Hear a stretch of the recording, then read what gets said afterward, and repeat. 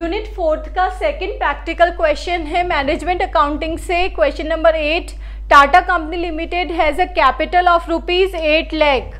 8 लाख की कैपिटल है, पूंजी है, डिवाइडेड इनटू 30,000 इक्विटी शेयर्स। 30,000 के समतांश है 10 रुपये ईच और 30,000 के 10% डिबेंचर्स हैं। 30,000 के 10% ऋण पत्र है।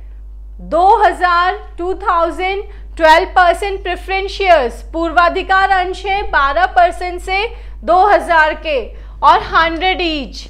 The profit before interest and tax, कर एवं ब्याज से पूर्व की आय कितनी है?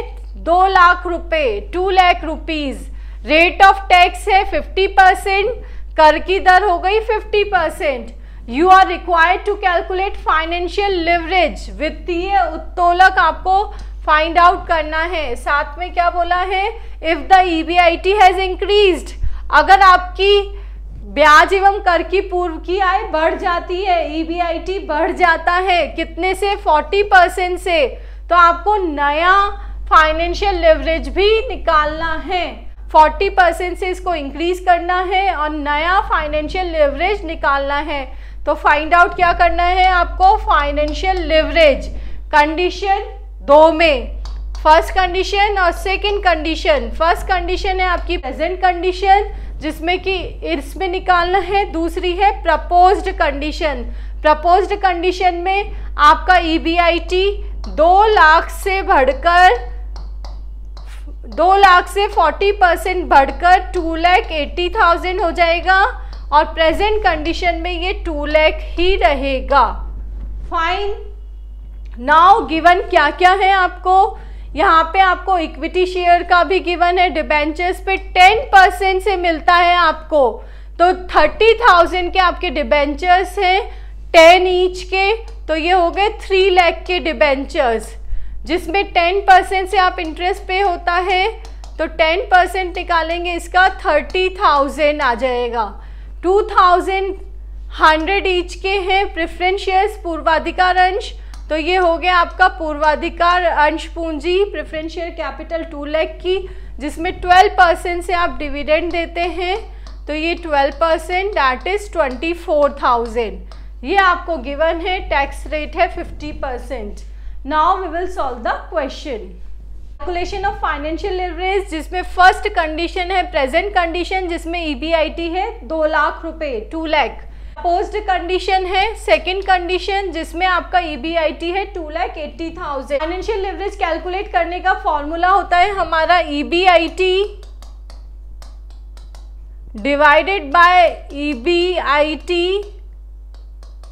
Minus I minus preference share dividend 1 minus tax rate. ये हमारा फॉर्मूला होता है और इसी के अकॉर्डिंग हम ये सीक्वेंस को फॉलो करते हैं। फर्स्ट आएगा EBIT, ये लिख दिया आपने दोनों ही कंडीशन में। इंटरेस्ट लेस कर दिया डिबेंचर्स का जो हमने ऊपर कैलकुलेट कर लिया था। ये आ गया अर्निंग बिफोर टैक्स। अब टैक्स की आप डिडक्शन देंगे 50% से, इसका 50% आ जाएगा 85,000, इसका भी 50%। फाइन। नाउ अब लेस करेंगे प्रेफरेंस शेयर डिविडेंड। डिविडेंड है हमारा 24,000 से, उसको भी लेस कर दिया, तो अर्निंग्स कितनी अवेलेबल हो गई? ये किसके लिए हो गई? इक्विटी शेयर होल्डर्स के लिए। 61,000, 1,01,000। फाइनेंशियल लिवरेज फाइंड आउट करने का ये हमारा फॉर्मूला है, EBIT divided by EBIT minus I। ये होता है हमारा EBT minus preference share dividend divided by 1 minus tax rate. सबको आप सब्सटीट्यूट कर देंगे। ये 2 लाख रुपीज़ है, इधर 2,80,000 है, यहाँ पे 2 लाख है EBIT, यहाँ पे 2,80,000 है। इंटरेस्ट सेम है दोनों में, प्रेफरेंस शेयर्स डिविडेंड भी सेम है, divided by 1 minus tax rate. सबसे पहले ब्रैकेट सॉल्व करेंगे, उसके बाद में सब वैल्यूज़ को इसमें से लेस कर देंगे। फाइन। फिर 2 लाख डिवाइड कर देंगे इससे। नाउ फाइनेंशियल लिवरेज क्या आ रहा है? 1.64 और इधर आ रहा है 1.39। दैट मीन्स अगर आपकी अर्निंग्स क्या हो जाती है? इंक्रीज हो जाती है, तो आपके फाइनेंशियल लिवरेज में कमी हो रही है, वित्तीय उत्तोलक कम हो रहा है। यही आपको इंटरप्रिटेशन देनी है, जिसमें कि आपका इंटरेस्ट भी सेम है, प्रेफरेंस शेयर डिविडेंड भी सेम है। फाइन, तो अब क्या होगा, आपका वित्तीय उत्तोलक कम हो गया है, फाइनेंशियल लिवरेज कम हो गया है। क्लियर?